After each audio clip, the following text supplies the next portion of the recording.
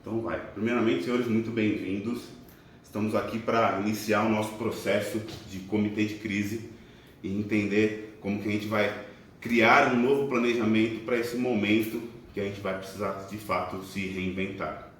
Eu vou iniciar falando o processo, o cronograma do processo e o como a gente vai desenvolver esse nosso trabalho de comitê de crise e o nosso planejamento, tudo bem?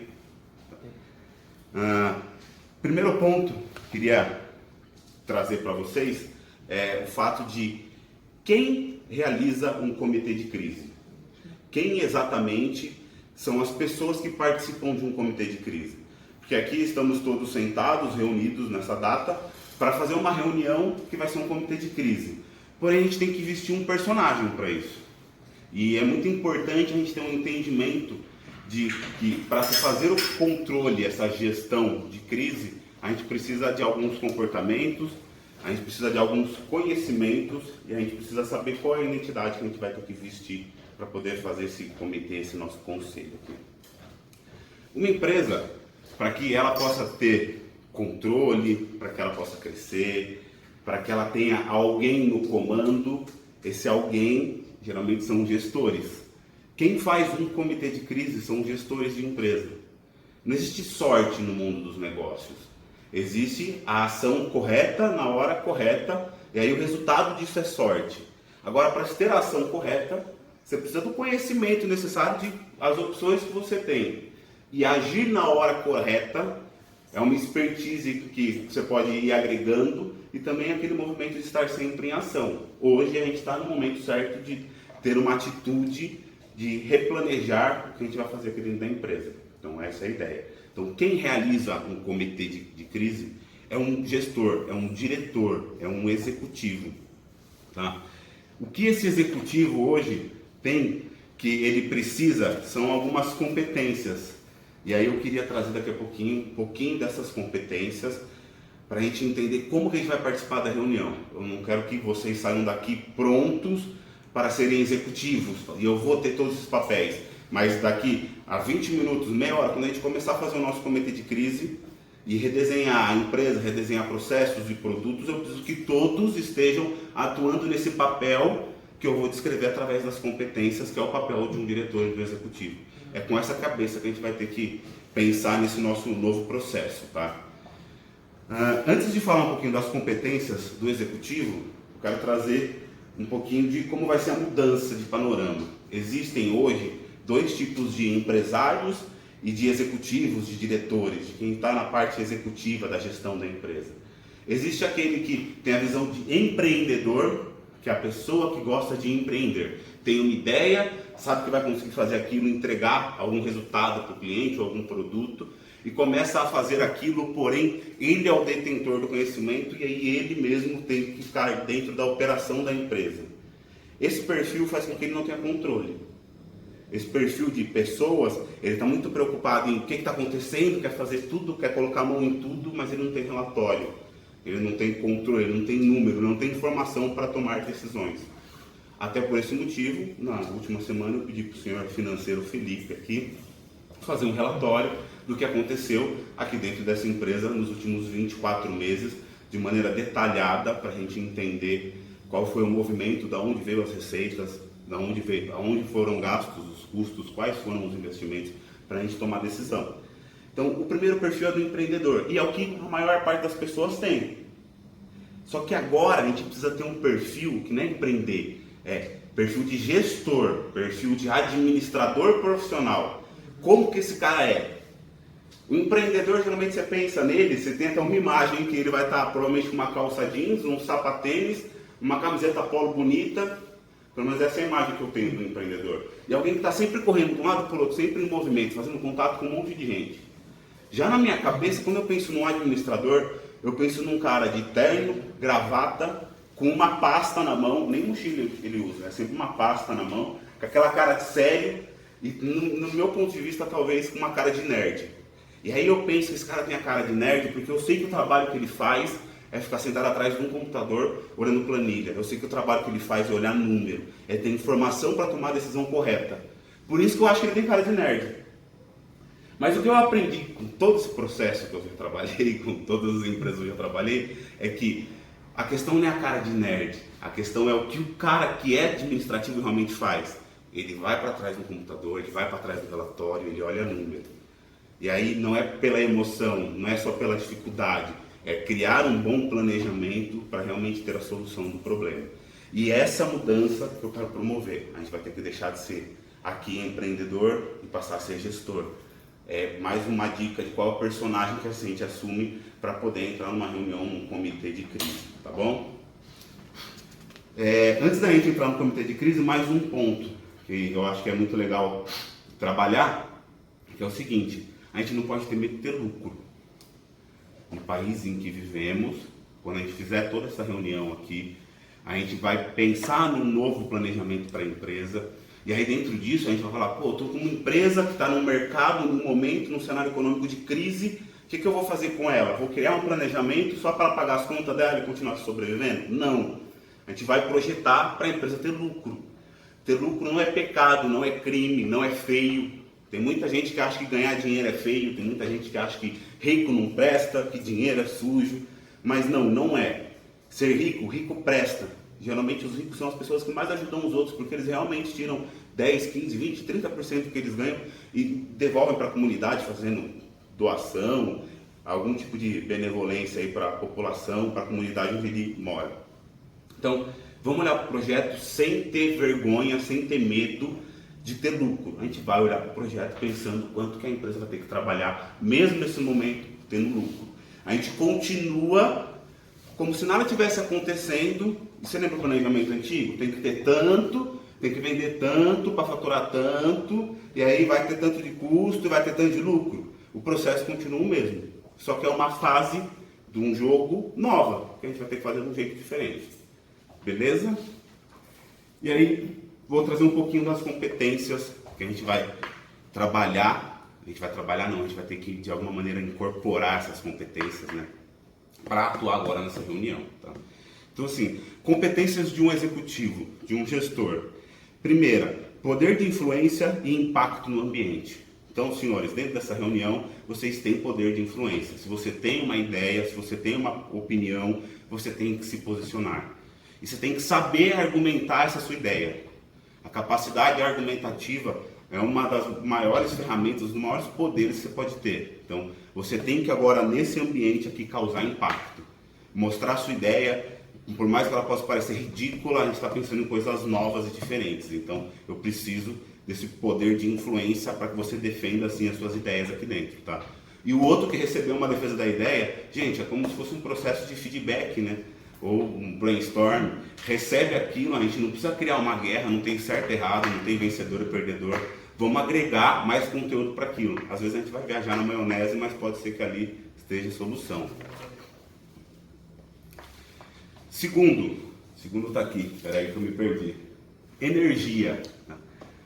Para trabalhar como um gestor, como um executivo, a gente precisa de energia. Não adianta a gente falar para alguém, eu acho que tal coisa poderia dar certo se a gente fosse atrás do nosso cliente pela rede social. Você compra essa ideia? Você vai pegar a sua vida, seus momentos de vida, sua preciosa vida e destinar a energia dela num projeto assim como esse?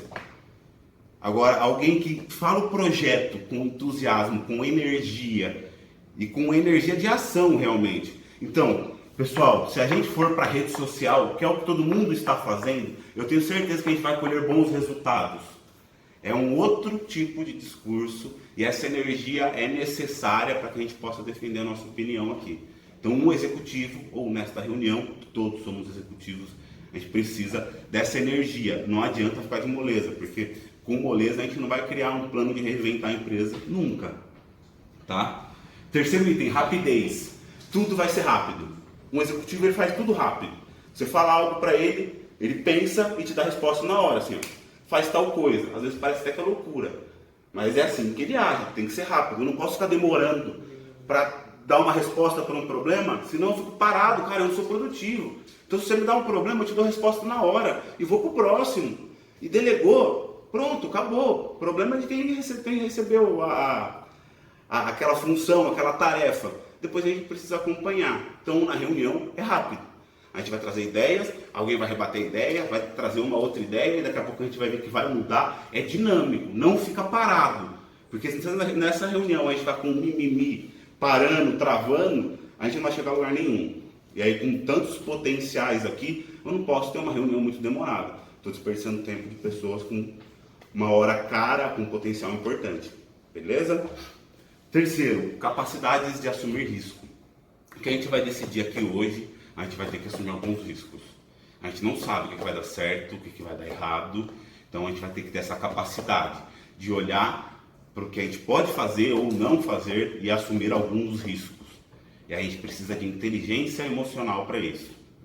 A gente não pode atuar com medo. A gente vai ter que ser muito racional e ter inteligência emocional para assumir esses riscos. A gente vai ter que, às vezes, vender a nossa ideia, mesmo sabendo que pode dar tudo errado. Tudo bem, se der errado, por lá na frente a gente vai ter que encontrar uma outra maneira. A gente não pode ter medo de que a nossa ideia dê errado e assumir esse risco. Então, tudo que vier aí, com certeza vai agregar bastante na nossa reunião, tá? Mais um ponto, extroversão. Eu preciso que vocês coloquem para fora tudo que vocês têm. Não adianta você pegar todo esse seu potencial, todo esse seu conhecimento, esse caminhão de livro que vocês já fizeram, as faculdades que vocês já fizeram e ficar só com você. É a mesma coisa que eu colocar um cone no seu lugar aqui dentro. Então, extroversão. Preciso que você se diferencie desse cone, entendeu? Coloque todo esse conteúdo para fora. Esse é o momento para aquilo. Nem que você precise soltar a franga para isso, tá liberado, tá? O que acontece aqui em Vegas, fica em Vegas. Próximo, capacidade de tomar decisão sob pressão. Falei que a gente vai trabalhar com energia, que a gente vai ter que saber defender nossos pontos aqui dentro, correto? E que aí a gente vai ter que fazer com muita rapidez, porque vai ser tudo rápido, dinâmico, e isso vai criar pressão. E a gente vai ter que decidir sob pressão. Tá, é isso ou não é isso? O que você acha que dá certo? Tal coisa. Então vamos por esse caminho. E assim vai. Então, equilíbrio emocional nessa hora também. Gente, é profissional, não pode pro pessoal aqui dentro, cara. Não é porque alguém foi contra a sua ideia ou a favor da ideia do outro que a gente vai comprar algum tipo de ranço ou ficar com um tipo de enfrentamento dentro desse nosso conceito, tá bom? Sétimo, planejamento e organização. Para isso a gente já tem um plano de como vai ser realizada a nossa reunião, tá? Mas eu preciso de organização. Então, utilize os seus rascunhos, os seus papéis ou o seu computador com muita organização. Separe as ideias que você tem. Pode utilizar um papel grande, um bloco A3, para conseguir separar o que é solução, o que é problema, algo que você identificou, o que é possível solução, para que a gente possa debater com clareza sobre cada assunto, sem misturar muitas coisas, e que a gente possa manter esse dinamismo aí que é a proposta da reunião. Mais um item, julgamento. Um bom executivo, um bom gestor, ele tem que ter uma boa capacidade de julgamento. Julgar aquela informação que ele está recebendo, não é julgar a pessoa. É isso que a gente precisa separar bastante. É a informação da pessoa. Às vezes a gente não vai muito com a cara um do outro, e aí o cara dá uma puta de uma ideia e o cidadão não aceita, simplesmente porque não vai concordar com a ideia daquele cara que ele não gosta. Então, assim, capacidade de julgamento das informações e não da pessoa. Então, a gente conseguir separar isso e realmente conseguir, de alguma maneira, projetar cada ideia que a gente possa receber, o que ela pode trazer de resultado para poder fazer o julgamento dessas ideias. Comunicação oral. Então, como já falei de ser extrovertido, de ter energia, a gente precisa aqui ter uma boa comunicação oral. Então, não se acanhe em ficar somente anotando no seu bloco aí, no seu rascunho, o que você acha. Cara, para fora. E quando for falar, você vai ter todo o tempo do mundo para falar, não tem pressa. Fala exatamente aquilo que você precisa falar, explica exatamente o que você precisa explicar. E com tempo, com calma, com paciência, com uma boa dicção, com um bom tom de voz para que todo mundo possa ouvir aqui dentro. Joia? Perspectiva auditiva, perspectiva visual, a gente vai ter que trabalhar o tempo todo. Escutativa, vamos dizer assim. Então, se tem alguém falando, a gente precisa parar e ter escutativa do que ele está falando. Luiz, se você está me falando algo, eu não posso estar aqui olhando para você e pensando assim, puta, mas aquele projeto que eu pensei lá, que a gente vai vender mais daquele outro jeito na internet, e você está falando de outra coisa. Porque eu tô louco para dar minha opinião, para ser melhor do que a dele ainda, porque ele tá falando besteira. Entendeu? Se eu fizer isso, eu não consigo captar a informação dele, eu estou jogando no lixo o trabalho dele, que hoje é que me auxiliar, para que todos se auxiliem, né? Auxiliar a equipe e a empresa a ter novas ideias. Então, escuta ativa. Quando um ditado, né? Quando um burro fala, o outro abaixa a orelha. Então, vamos fazer assim: quando um burro falar, os outros, a gente vai ficar tudo com a orelhinha em pé, assim, prestando atenção, concluir o assunto que o colega trouxe, e aí depois a gente traz para o assunto que a gente quer tratar. Por isso, utilizem os blocos, tá? Vamos aqui, organização, isso eu já falei. E aí eu vou trazer aqui para vocês, para que a gente possa começar a nossa reunião, qual vai ser o script dela. Fazer um comitê de crise. Juntar pessoas com bagagem, experiência, entendimento, para que juntos a gente faça um brainstorm, a gente troque ideias como um comitê e a gente decida o que precisa ser feito. Então, a intenção dessa reunião é sair daqui com uma decisão. E aí pode ser que a gente demore 1 hora, 2 horas, 6 horas, 12 horas, 18 horas, mas a gente tem que sair daqui com a decisão.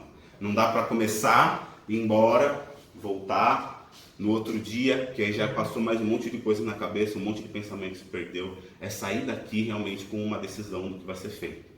Por isso a gente tem uma escala de atividades que a gente vai cumprir. Em alguns momentos a gente vai fazer nossas listas separados, depois trazer tudo para debater em conjunto, tá? Então, primeira coisa que a gente precisa para começar o nosso comitê vai ser entender o porquê estamos fazendo o comitê. Porque estamos num momento de crise, porque a gente precisa mudar algumas coisas dentro da empresa, porque da maneira que está, a empresa não vai conseguir se manter atuando no mercado, porque talvez a gente fique aí mais 60, 90, 120, 180 dias nessa economia travada aí por conta de tudo que tem acontecendo, tá? Então, por que a gente está fazendo comitê? E aí cada um pode anotar qual é o seu porquê, coloca o porquê que você acha que está vindo para o comitê, que a gente vai trazer, e aí todo mundo tem que ter o mesmo entendimento quando a gente entra no comitê. Porque se você acha que está fazendo esse comitê só para manter o seu emprego, porque você é pago para estar aqui, então você está com um objetivo diferente, talvez do Felipe, que está fazendo com que a empresa chegue no lucro que ela quer dar, da mesma maneira que ela estava projetando no começo do ano, e você só está querendo salvar o seu emprego. Então as duas pessoas têm que ter o mesmo objetivo. E saiba, para salvar o seu emprego, cara, só fazer a empresa estar lucro do jeito que a gente projetou no começo do ano. Seu emprego está salvo, não precisa mudar. E aí depois a gente começa com as etapas do comitê. Primeira etapa, cenário atual. Então a gente vai entender qual é o cenário atual da empresa. Quantos clientes a gente tem, quantos produtos a gente tem, quanto que a gente está faturando, qual é o nosso fluxo de caixa, o nosso a pagar, o nosso a receber. Eu preciso saber também qual é o caixa da empresa, quanto que ela tem de dinheiro guardado, o que ela já tinha definido de investimentos para que a gente pudesse, antes, chegar no nosso objetivo. Qual o nosso cenário atual? Da onde vem a maior parte das nossas receitas? Da onde vem a menor também? Pode ser que na menor fatia de receita nossa esteja ali um pote de ouro. Se a gente colocar toda a energia ali, a gente faz aquilo crescer. Então, o cenário atual da empresa. Então, os responsáveis pelas áreas apresentam os relatórios de como está hoje o financeiro, como está o nosso estoque, como está a nossa produção, como está o nosso RH, quantos funcionários eu tenho que já pode tirar férias, quantos funcionários não podem tirar férias, quantos deles têm menos de 1 ano de empresa, quantos têm mais de 5, 10 anos de empresa. Isso tudo vai impactar em todas as nossas decisões, tá?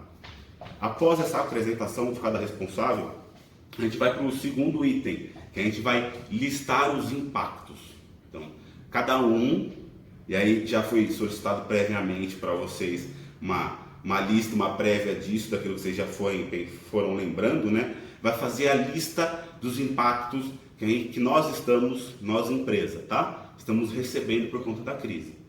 E dividir isso por áreas da empresa. Então, impactos financeiros, meu fluxo de caixa, cara, tá faltando quanto? E aí eu posso começar a entender tudo que causa impacto financeiro. É porque meus clientes estão negociando os pagamentos?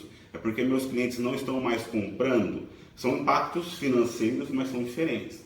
vamos listar todos os impactos financeiros. Na próxima folhinha separada, todos os impactos operacionais. Hoje, a crise que estamos vivendo é por conta de um vírus, então nós não podemos ter todo mundo amontoado dentro da empresa. Tá? Está solicitando, né, os órgãos competentes que a gente fique em casa. Por isso que aqui na empresa foi reduzida a hora de trabalho, quantidade de funcionários.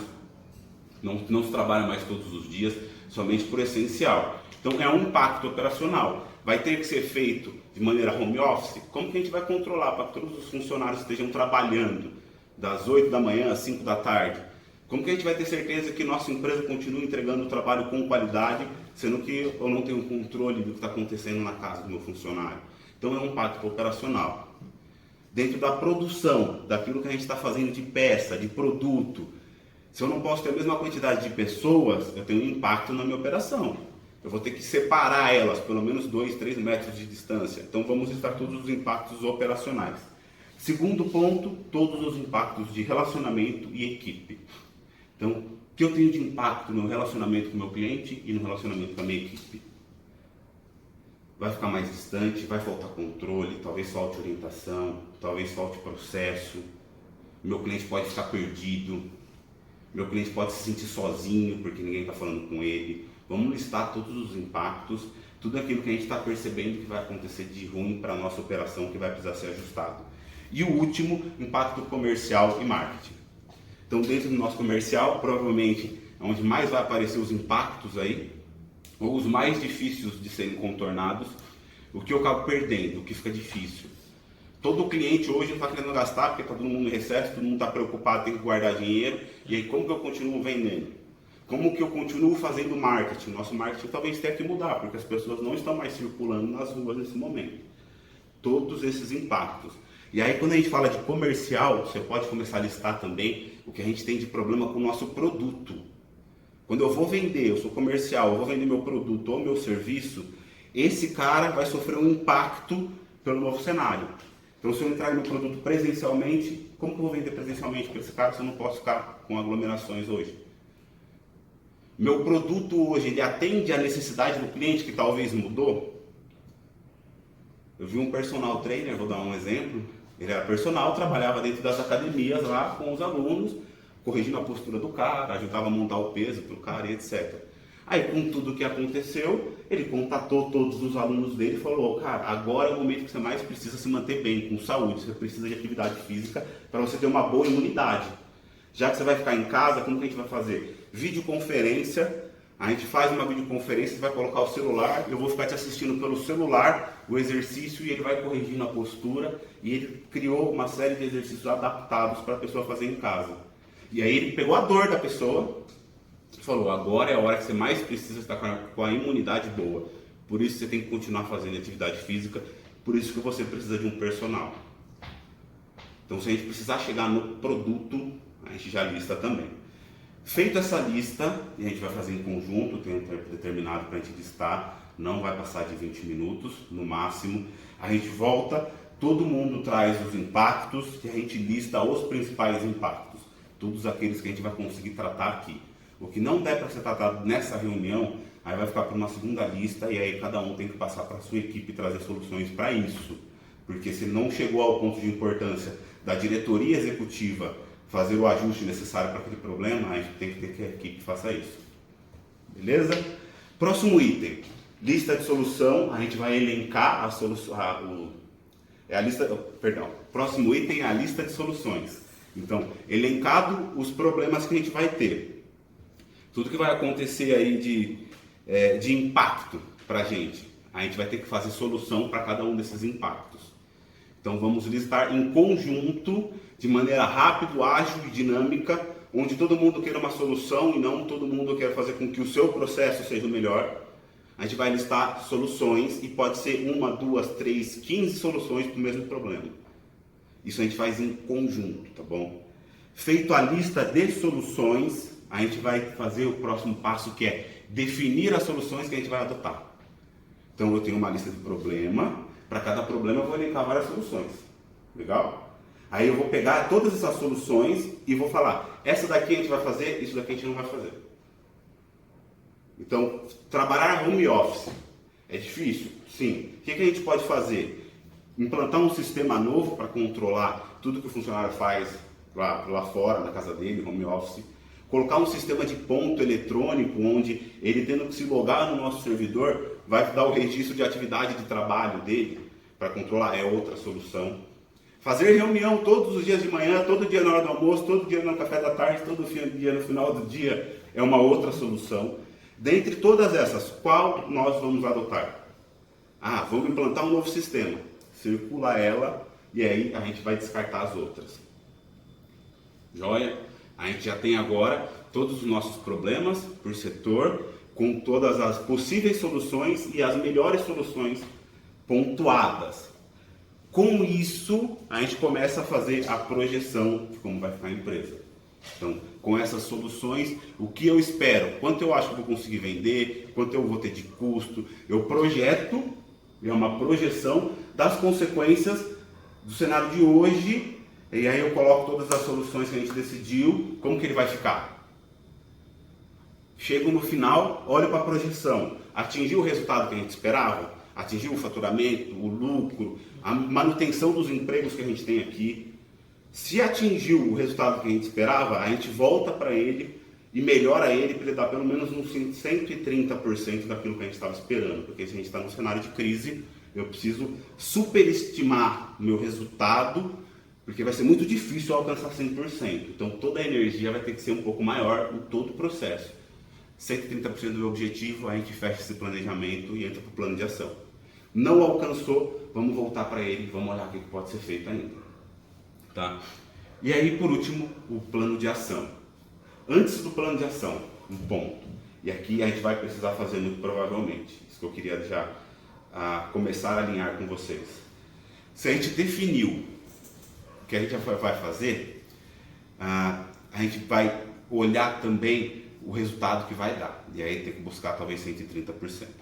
Porém, nesse momento, e a gente já pensou em tudo que está acontecendo na empresa, todas as soluções, a gente vai olhar o que a gente pode fazer de novo. Então uma coisa é pegar aquela empresa que você já tem, com aquela estrutura, com aqueles produtos, e ver tudo que você pode fazer de melhor com aquilo. E aí criar o planejamento de como vai ficar aquela empresa. E se você mantiver aquilo, cara, joia, você já criou um planejamento de como vai resolver, como você vai sair da crise. Aí a gente já solucionou aqui o que o nosso comitê de crise precisava. E aí o segundo ponto, o upgrade disso. Qual é a inovação que a gente vai trazer? Qual é o novo produto que a gente vai fazer? Qual é o novo serviço que a gente vai fazer? Porque num novo momento, onde as pessoas estão tendo um novo tipo de vida, com novos hábitos, geram-se novas necessidades. Qual a necessidade da população hoje? Qual é o outro segmento de cliente que eu posso atender? Um produto que tem que ser entregue dentro dessas novas necessidades. E a gente vem muito para o mercado online. Então, projetou, agora a gente começa a ver o que é o novo, qual a diferença. E a gente começa a montar produtos. Aqui cada um pode trazer um produto, 2 produtos, olhando qual é essa necessidade. Gente, monta-se um produto em cima de uma necessidade que existe. É crise. Então existem muitas novas necessidades. Não vamos inventar de pegar um produto que você acha que é bonito, no meio da crise, lindo, perfeito, e querer criar essa necessidade no cara. Não. Vamos pegar o cara que já está com necessidade e é para ele que a gente vai levar uma solução. Está todo mundo desesperado, a gente vai ajudar o mundo desse jeito. Trazendo pelo menos calma e tranquilidade para essas pessoas com um novo produto. A gente olha esse novo produto, entende todos os investimentos que vai ter que fazer nesse novo produto e aí plano de ação de implementação do novo produto. É crise, a gente está no risco, não tem muito para testar. Então somente o necessário, não fique esperando, morgando, vacilando, que vai passar a onda e você não vai surfar ela. Então vamos olhar essa necessidade, vamos estruturar o melhor possível e vamos colocar em prática. E por último, o plano de ação. Cada ação que vai ter que ser feita para entregar aquela solução, a gente lista o responsável e a data de entrega de cada fase. Entendido? Esse vai ser o nosso trabalho, esse é o trabalho do comitê de crise. É assim que a gente vai desenvolver ele. Como eu falei, algumas horas de trabalho, mas a gente sai daqui com a solução. Beleza? Vamos para a prática então? Abraço!